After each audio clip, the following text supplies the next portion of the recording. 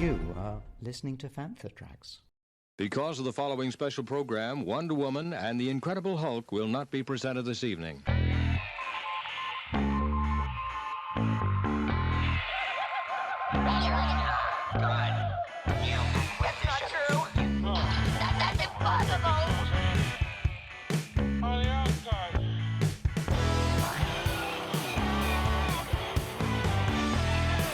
It's time to get all your Star Wars news in a single file. This is Making Tracks. Here are your hosts, Mark Newbold and Mark Mulcaster. That's not true.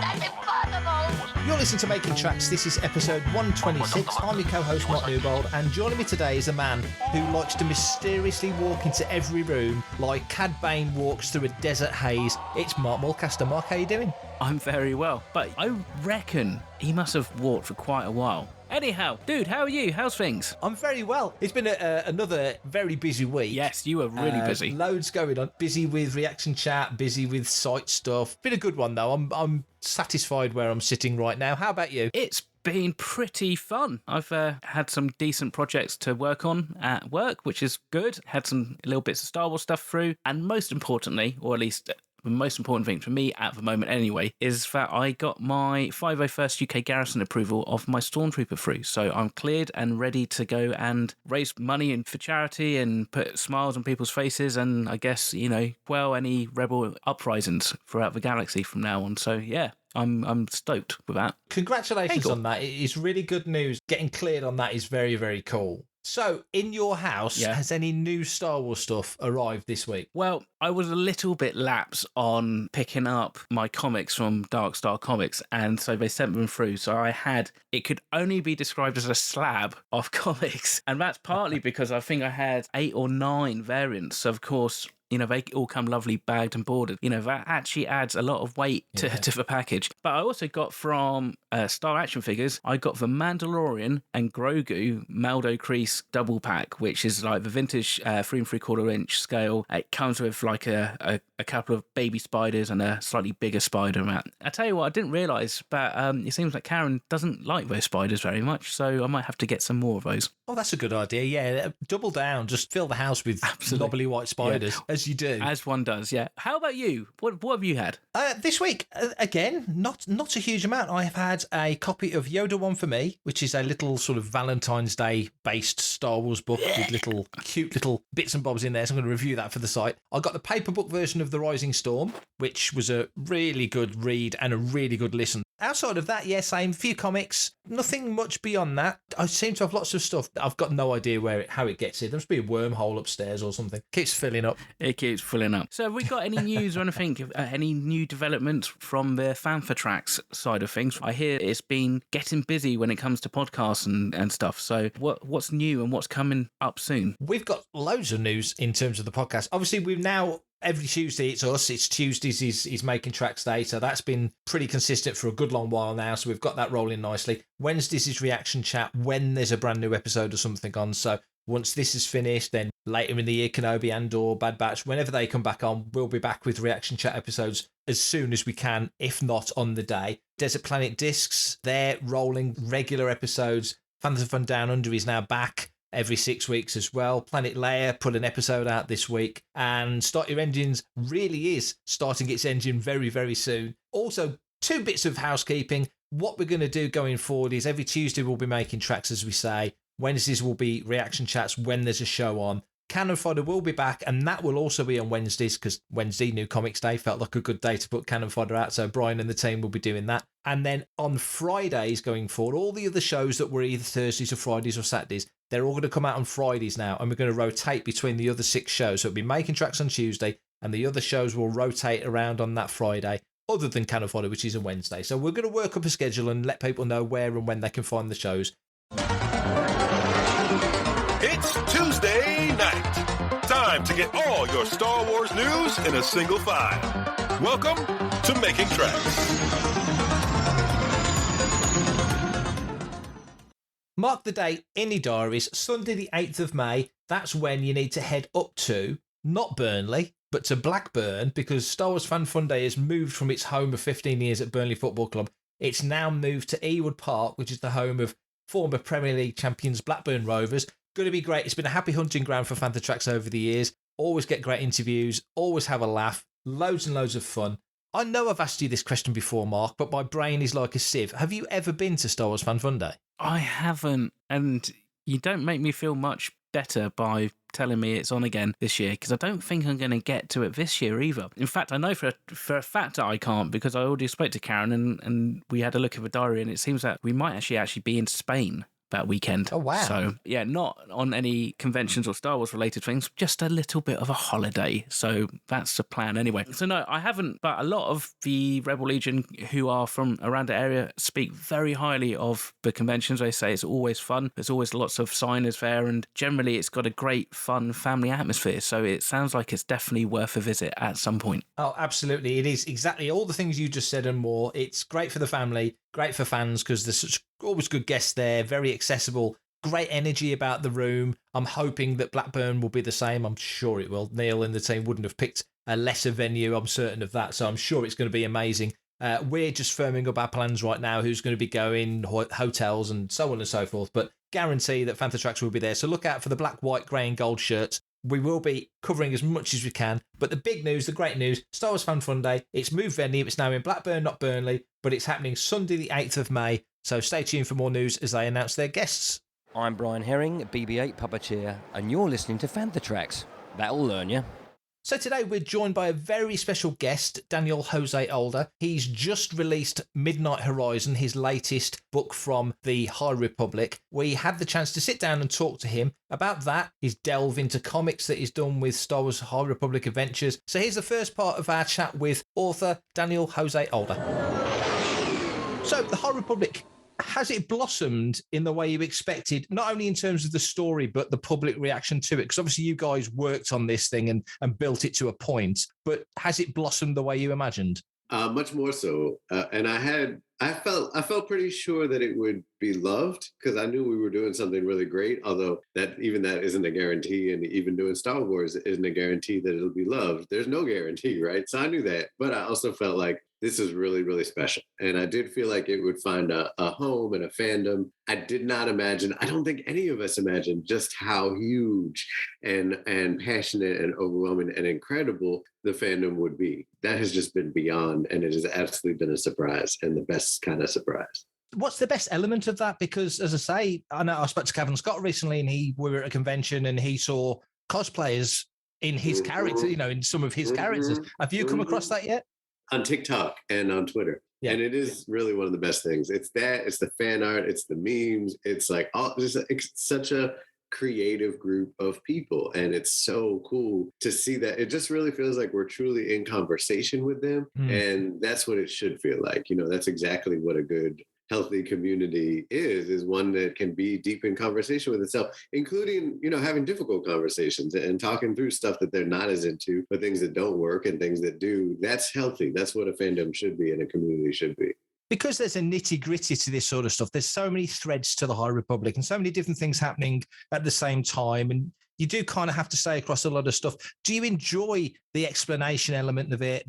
When some people maybe don't quite get it and you can sort of break it down a little bit. You enjoy the interaction as well. Obviously, you enjoy the praise. Who doesn't? But do you enjoy that as well? Right. It depends. I enjoy like the conversations around just like the philosophical conversations. I think are so interesting, like what it brings up, and certainly beyond the praise, just like people talking through and working through, just all the different character arcs and stuff like that. When it comes to like the little details, I do try not to get too hung up in them, because in this job, particularly with a group project, you cannot really afford to be a perfectionist, because there will be disappointment. There will be balls dropped. There's so many balls in the air. And that's simply part of the job, right? That's part of Star Wars, and it happens across the board. So you sort of do your best to like fix them when you see them, when you find them, and move on. But that's what you got to do. Presumably before this, you generally, like most writers, it's us on the keyboard. How has it been concocting this whole sort of multi-layered epic with 4 other authors and, of course, the guys at Lucasfilm? How has that been working as a team on a project? That I really love, and, including just like with the fandom, like including in the stuff where we don't agree. That's actually, I think, what makes us really strong as a team, is that not so much disagreements as much as like we're very different writers, and anyone who's read the books knows that. we all have different voices, and our voices, because of, I think particularly because of Mike Siglain and his approach to things, but also I would say it's true throughout Star Wars that voices are encouraged. There isn't like a singular Star Wars voice, and that's a really good thing. I think that's what makes Star Wars really special. And so, we're all very different, and we all come at it from different points of view. We all have different ideas about the Jedi and about the story and about the High Republic and everything else. And that is what makes it shine, is the harmony and the dissonance, and making the dissonant stuff harmonize. And it really is fun. Like, I really genuinely care about all the people on the team, and we really enjoy, like, just having our conversations and our meetings and figuring out stuff and going through the process. It's just been an amazing process, like nothing else I've ever done. So you say, obviously, each individual writer has their own feel and vibe and style and such. Yeah. So when you map out, presumably, this portion of the story goes in a comic, or this portion is a young reader's, or this portion is an adult reader's, or whatever it may be, how do you determine which one of you tackles it? Does somebody put the hand up? Did you put your hand up and go, I really fancy High Republic Adventures? Pretty much, yeah. I mean, ultimately, it's mostly for Mike to kind of sort through and make the final call and that sort of thing. But we kind of say the different stuff we want. The thing I always say about the High Republic, and you can see it from the outside, is that there's so much material, right? And it's such a blessing. And on a team of 5, what that means is we can all do a little bit of whatever we want to do. I'm new to comics, so it was a really great opportunity. I'd been already planning to get into comics, and this was a perfect opportunity to do it. And that's how it worked out. I'm not particularly interested at this point in my career in writing an adult novel.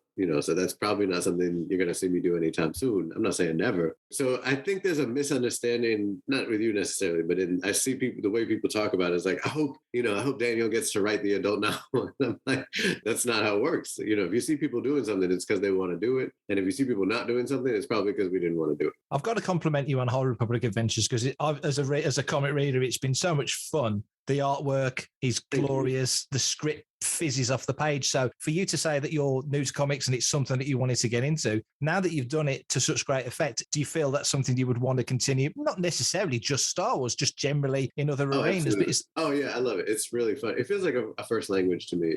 I've been a comics reader my whole life. I've always been a visual storyteller and thinker, whether it's through actually drawing when I was younger, just throughout my life. I was a big theater nerd in college and high school. There are all these different levels of visual storytelling, but comics has always felt very home to me, and jumping into writing the scripts felt very natural, and I love it. I see much more of that ahead because it's so much fun. And definitely, wow, Harvey Totally Bao, Tony Bruno, incredible artist. Dave Wachter on Trail of Shadows. It's just such a great team. I've been so blessed, and to get to see that work come to life, and then the manga is coming out soon, Edge of Balance 2. And I've just been looking over the pages, and they're fantastic. That is another, and it's a different vibe than American comics, than the comics, we see in Marvel and IDW. And that's what's so cool about it. It's a very different voice, and that's been a really cool process too. So you enjoy the challenge of dipping your toes into something that is really outside of your comfort zone. Clearly, with the comics, so many of us grew up with comics, but it's one thing to love them, another thing to write them.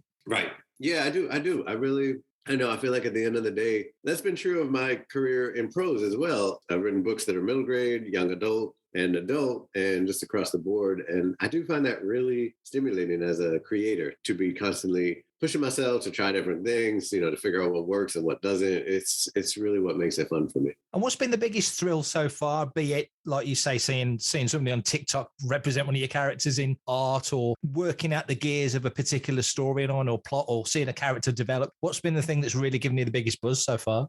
I hate to say it, but it's kind of all of the above. The fandom response has been incredible. The creativity that I mentioned, the ongoingness of the fandom response, like any given day, whether or not we put something out, we do put out a lot of material constantly, right? But even when we're not putting out material, people are reacting, responding, and thinking about the High Republic. And that is just phenomenal to me. Seeing it come to life, like I was saying, in the artists' hands that are doing the actual comics is incredible. And then the teamwork aspect. I love the combination of having really the big beats and a certain number of the character arcs really clearly mapped out, but also having a lot of room to improvise and figure out our own things along the way. So there's a nice mix of that, a nice balance in that. And I think that's kind of the sweet spot of storytelling, is when you can, you know where you're going in a large way, and you get to kind of find out what are the details along the way. So that's been a lot of fun too. That must be a really interesting exercise, because presumably you've mapped out a lot of the big beats, but as writers, you need latitude, because one of the characters that maybe went in a direction that you didn't quite expect, that caught on with people, that like buckets of blood,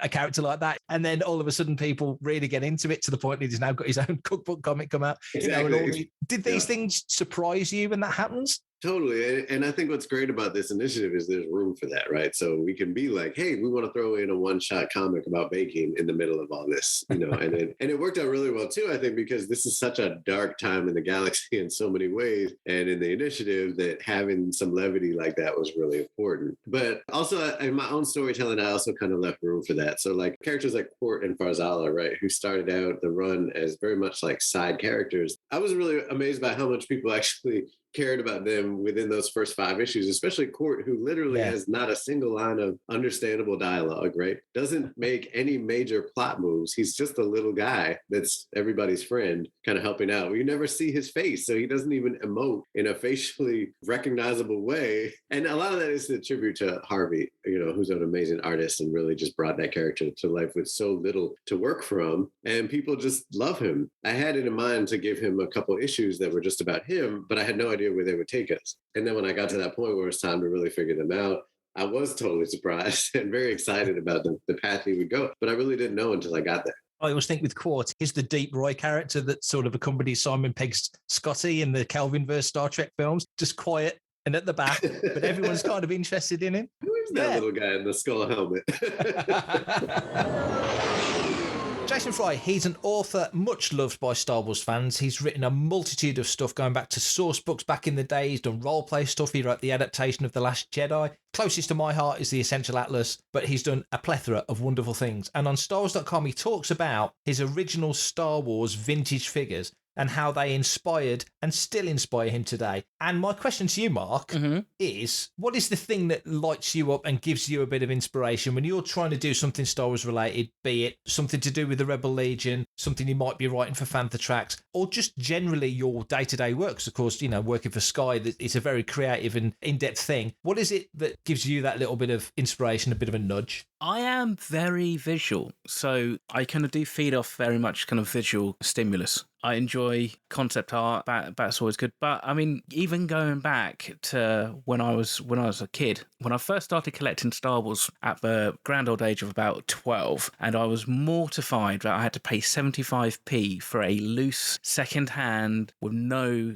weapons or accessories action figures from like a car boot sale. I was mortified. But I did try my hand at stuff like stop motion using those figures, which was quite fun. And so I can completely understand where Jason's kind of coming from, because there's something quite unique about those figures. There's just something that you can kind of channel all your kind of creativity. But when I'm at work, I will tend to either be listening to a Star Wars podcast, or I'll have John Williams music on, or I'll just stream Disney Plus. I'd say, but kind of out of like my eye view, I can't actually have it in my field of view, but I would just generally just kind of go through the trilogies, just kind of start with episode 1 and work my way through, and then get to Rise of Skywalker, then do it in reverse or something random, so I put on whatever I fancy on the day. And we know the films so well, even the sequel trilogy films I know so well, it's almost like listening to an audiobook, just having them on in the background, and that just kind of keeps me a little bit focused. It just kind of like comes in through osmosis and that. How about you? What do you do? Because obviously you write quite a lot of articles, obviously for the Fantha Tracks website. In fact, you write the lion's share of them, and you write lots of other stuff. So what do you do to channel your Star Wars inspiration? Well, it's nice reading what Jason said, because I think it's something that's kind of universal to a lot of fans.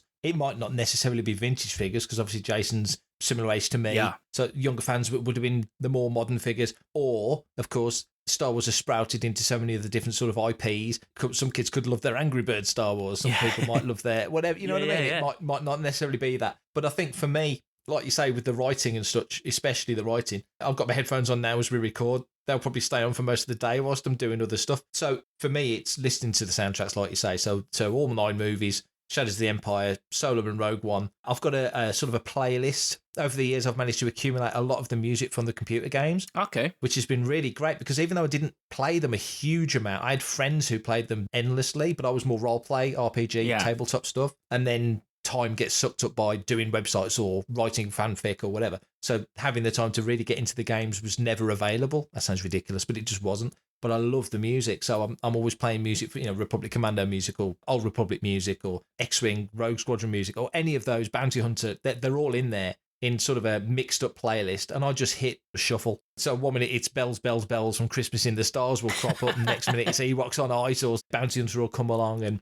it's good fun. And I sort of mixed it up to the point where it's not just the gaming stuff. So some of the Galaxy's Edge music's in there. Oh, nice, yeah. Which is really good. There's some really good tracks at Galaxy's Edge. So it's a really, as much as Star Wars can be, eclectic Star Wars mix, which I think just slightly going off track is why I really hope at some point, and I haven't listened to any of the music from Book of Boba yet online, and I really need to. So there might already be stuff in there that I'm referring to, but I love the music from Sanctuary. Max and that those guys were playing in the bar. That kind of music I really enjoy as well. So I'm hoping that gets thrown in there, because if it does, I'll purchase that and sort of throw that into my playlist. So yeah, the music is definitely an inspiration. And I think I used to have my desk upstairs in the top room, which is where the collection is. And thankfully it faced the window. So I'd have the blind up and I could just look out of the window. And it was calming in a way that turning around the other way and looking at my collection room would have been completely distracting. I'd have got nothing done. Yeah, totally. I'd have got nothing done. So I think for me, it's the music. But I totally get what he means about the figures. When you look at them sometimes, you have only got to just look at them and it puts you in the right headspace. Absolutely. You're totally right there. And I think what Jason's saying is that when he's writing, because he writes a lot of different stuff, sometimes, like I say, it's source book type things or guidebook type thing or a novelization like Last Jedi. I mean, there's not that many authors who've written an official Star Wars movie novelization, and he's one of them.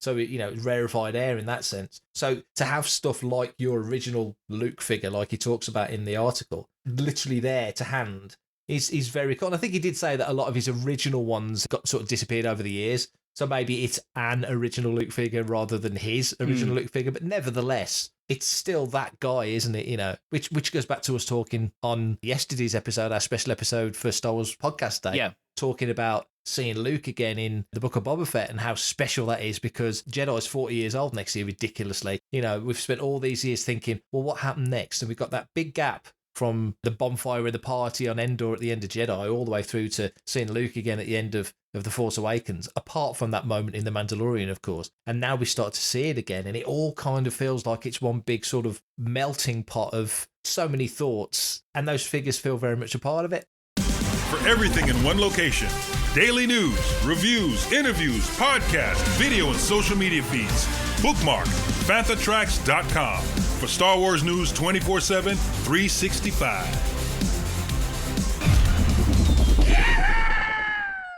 Now that we've seen Luke at the end of Mandalorian, and we've seen Luke at the last episode of Book of Boba Fett, do you think that's going to change the impact that seeing Luke at the end of The Force Awakens is going to have now? Before, we hadn't seen him since Jedi, but now we've seen him like a couple of times. Firstly is that, and secondly, it's a risk that they could overuse Luke as a character. You just said something when you were talking about watching the films when you're at work, and you said, well, I'll start with episode 1 and work my way up to episode 9. Whereas a lot of people would go, well, I'll start with Star Wars, and then I'll go back to Phantom Menace, and then I'll go forward to Force Awakens. So already, in a way, you've put them into what I would call the correct order, 1 to 9 sort of thing. And a lot of us do, because we've seen them so many times, the impact isn't the point of it anymore. Yeah. But for first-time viewers, it kind of is.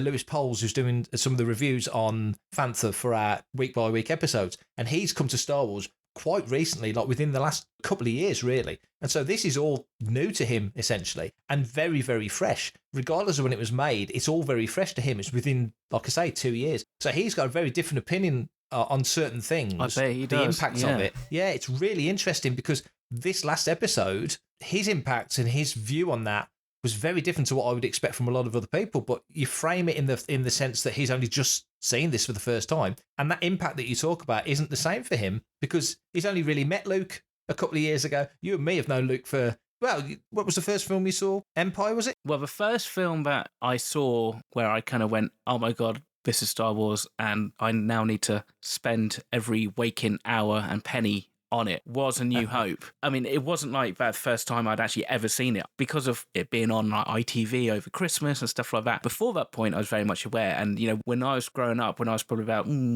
5 or 6, definitely before I was 10 anyway, we had secondhand figures and vehicles from other kids down the road who basically outgrew them, and their mums just said, we're selling these, does anybody want them? And my mum was like, oh yeah, we'll take those, you know. It did end up with my brother throwing his Millennium Falcon out of a window with the vain hope that it would at least glide, and of course it didn't. And you know, his bedroom faced onto the street, so it just went down onto the driveway as you could imagine, in a kind of like a shower of plastic. You know. Oh no. But anyhow, so even for me, for that brief period of time before I really kind of started getting into Star Wars, I was aware of Star Wars. You know, we played Star Wars in the playground and stuff like that. It was this weird mixture of Star Wars and James Bond, the kind of like things that kids just do and don't even kind of like raise an eyebrow about. Unless, of course, you're playing James Bond. Depends on which Bond. Yes. That's a very good point. Yeah, you're right. I mean, the impact is so important, but it's only important, I think, if you view it over a period of time. If you're watching it all close together, like Lewis is, those impact moments aren't not going to have it. Mean as much. It's not going to be there. But going to your second point, could they overuse Luke? Yeah, they could really overuse Luke. And I think, again, this is the evolving nature of Lucasfilm, isn't it? Mm-hmm. Technology and story have always kind of, one's jumped ahead of the other. And I was thinking this morning, watching From the Desert Comes a Stranger again, and Filoni's name come up, and I saluted the screen because, like, well done, Dave. And thinking he must have had times in his past where he's just noodling ideas around, because he's an ideas guy. And he's thinking, oh, I'd love to be able to do this. I'd love to be able to do that. And wouldn't it be great to have Luke in this? And wouldn't it be fantastic to have whatever character you think? And now the technology is there that we can do it to, okay, old farts like us can critique it to a certain point. But if you're watching it this cold, like you think back 5 years to when Rogue One came out, and people were like, I thought Peter Cushing had died, you know, and your eye is only used to what's in front of it. Yeah. You know what I mean? And so the technology is so good that the box is open now. So you've got Mark Hamill, who's clearly very happy to continue his journey as Luke Skywalker. And they can put him, he's inhabiting that role completely. They're putting him up on the screen looking like he did, 5-6 years after Jedi. On one hand, you've got the tech to do it, so you would want to use him, and he wants to do it clearly. So there's that. But then on the other hand, it's don't go to the well too often, because it'll lose its magic. And having Hamill still able to do what we saw on the screen on Wednesday, on a television screen, not a big screen, a television screen, it's ridiculous. To do that is such a treat. If they're judicious with it, I think it goes further. You make a good point. Hopefully it happens a long time from now. If Mark happens to pass away because he's not getting any younger, does that now mean that they would stop using him? And then, for instance, does this now kind of open the door to having that conversation about bringing back a version of Princess Leia? I mean, because for me, I think the reason why they had such a hard time with doing anything in Rise of Skywalker, partly for the fact that obviously the technology wasn't really there, but also because it had happened and it was so fresh. We're now 5-6 years on, really, since Carrie did pass away. And you now start to wonder, we've now got the option, and maybe Lucasfilm should consider going back and thinking about what do we do with the Princess Leia character, because it does become that point of like, you know, where does the character need to kind of continue for the needs of the story, but also I don't think of it, there's, at least to my mind, there's any real franchise character that is going to be parked and never be revisited because the original actor who portrayed them has passed away. That's such a good question, and it's such a complicated answer, I guess. I mentioned Peter Cushing. So the Peter Cushing estate were perfectly happy for Lucasfilm and Guy Henry and all the team that works on that to do what they did with completely with their blessing. And it's different with Carrie because it is a lot more recent. And Billy Lords obviously was, to a huge credit, given how raw it must have been, seemed to be completely on board with what they did in Rise of Skywalker to bring the character's story home. But now we've moved on, 3.5 years beyond that, and the technology clearly has leapt so far. It's another one of those mega jumps. Not just, we all thought Stagecraft was the big leap, and then we see this, and it's like, wow, that's another massive step. So you're in a position now where technically, I guess, they could, if they wanted to, throw a story out there. This week on Chapter 7 of the Book of Boba Fett, Han and Leia and Chewie and 3PO walk off the Millennium Falcon on that planet that Luke's on, so they can go off and help Boba Fett do whatever he needs. I don't know, silly example, but you know what I'm saying? Yeah. They're at a technical point where they could very impressively do that.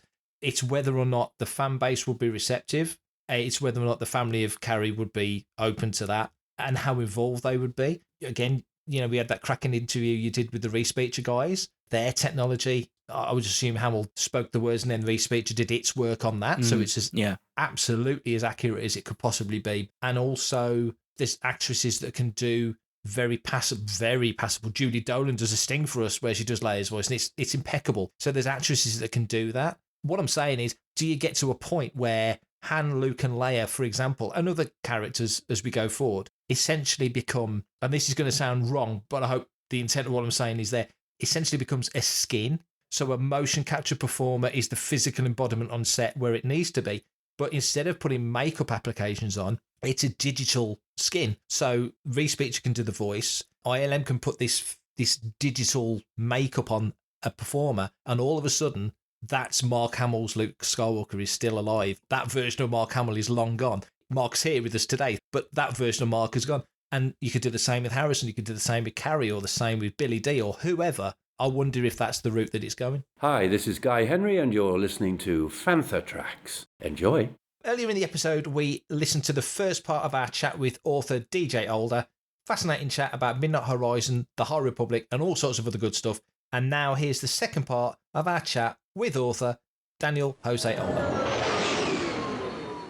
When you are working out these plots, and each of you goes off to your respective corners, well, of the globe to write them, how involved are you in each other's sort of plot development and drafts and such? Do you see them, or would you rather be surprised? Not in the same way as we are, because we're the end product in a sense, but how much of each other's do you see as they go on? It depends on the project and how closely aligned it is with something I'm working on, right? So if I know that I have crossover with a particular project, you know, I'll be more kind of invested in conversation with the creator than if it's something that I know just doesn't touch on my storytelling at all. And in that situation, I would try to wait until at least a close to final draft and then read that, so as not to read multiple drafts. But we also all read each other's outlines and check in regularly about story and everything else. So that kind of helps keep everybody on the same page about stuff. I know you can't talk about phase 2, and I don't want you to talk about phase 2, but there is a question I hope is loose enough that you can kind of address it. It feels very much like Lucas made 4, 5, and 6, and then wanted to sort of do his own Silmarillion and go back and do 1, 2, and 3 and give us a bit of backstory and a bit of history to what we saw in that original set of stories. And it feels like you guys are doing that with the High Republic. Was that a conscious thought? Is that an homage to what Lucas did? Is it a story decision without giving anything away? Is there a reason why you've done that? I do think that did come up in terms of precedent. Absolutely. Like it wasn't, well, you didn't do it without thinking of that for sure. I wouldn't say it's a direct. Well, no, I mean, it is an echo, you know. I don't know if there's anything you can glean from that beyond that fact, but it certainly was on our tongues as we were talking about things. One of the things when we talk about High Republic stuff on the podcast or on the site or wherever is it feels very much like it's, my co-host Mark is a Tolkien fan, so he'll talk about the deep breath before the plunge vibe of here we are a couple of centuries before Phantom Menace, but it does feel like we're at the precipice and this is the sled going over the edge and we're about to go down.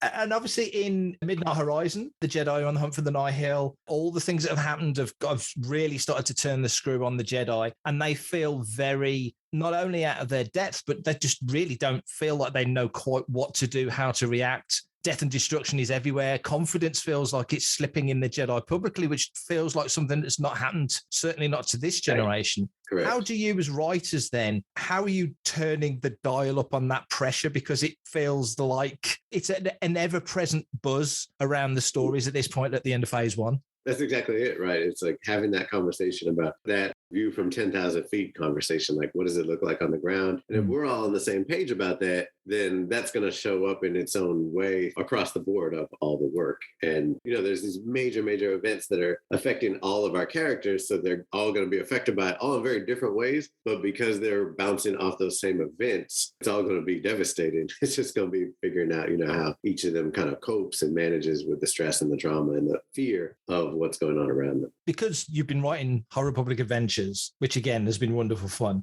How enjoyable has it been then to transfer them from the visual that we get to putting them into the book and being able to presumably go a little bit more in depth because you've got that much more latitude to describe and get in their heads and such? How enjoyable has that been for you? That was the plan from all along. Basically, as soon as I realized kind of what was on my slate for phase 1, I really did make the very conscious decision to tell one epic story within this even larger epic story, right? I was really really looking forward to that moment because I knew it was coming. And I was writing these characters in the comics, very aware of the fact that I was going to get to explore them in even more depth once we got to the end of this phase. So I was looking forward to it. It turned out to be even more fun because of all the twists and the turns that things took along the way. And I just love these characters so much. They have so much heart and they're just such amazing individuals. And it was so cool to be like, all right, now we're going to go deeper. Like you said, I think you can go deep in comics in a very particular way, but and it's not the same in the way that you go deep in prose. And so,